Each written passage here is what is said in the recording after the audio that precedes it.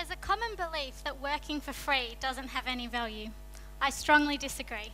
I'm here today to talk to you about how volunteerism can be used to reduce the rate of unemployment and the prevalence of crime and poverty within developing countries.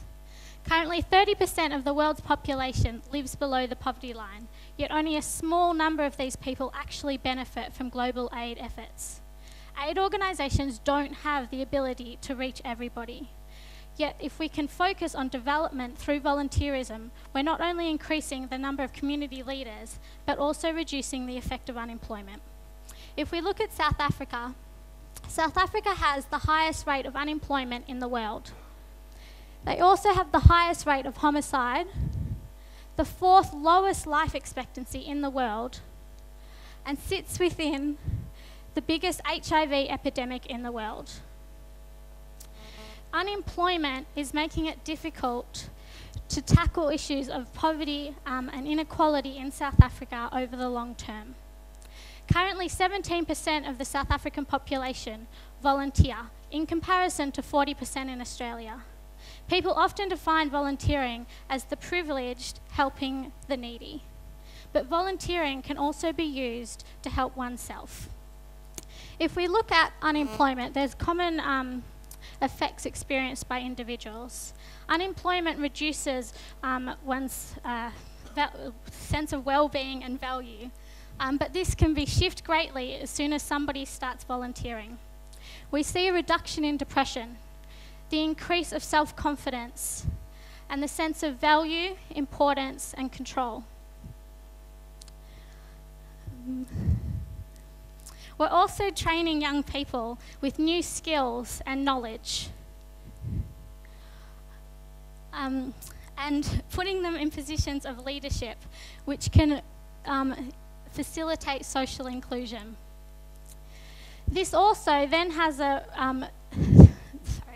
reduction of this, along with the eradication of boredom, also reduces the rate of crime and substance abuse within the community.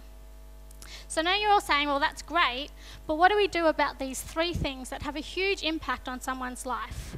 We may have increased their well-being, but homelessness and not having financial income still has a huge effect. So I'd like to introduce you to two young people who live in a township of South Africa. They are Sipho and Hlingiwe.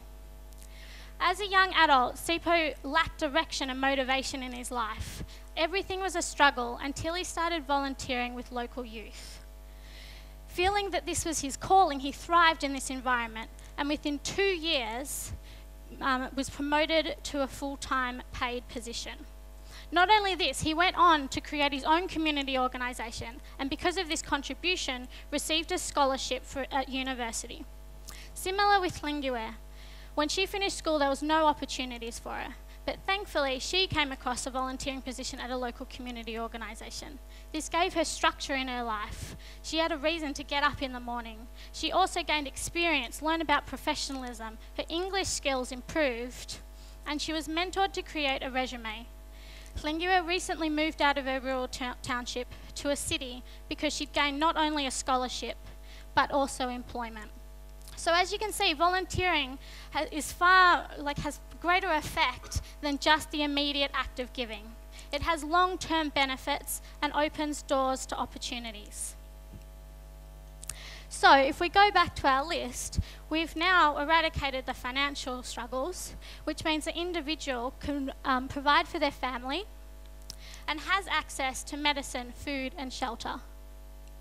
By using volunteerism to tackle unemployment, we can reduce crime rates and also break the cycle of poverty for individuals, families, and their communities.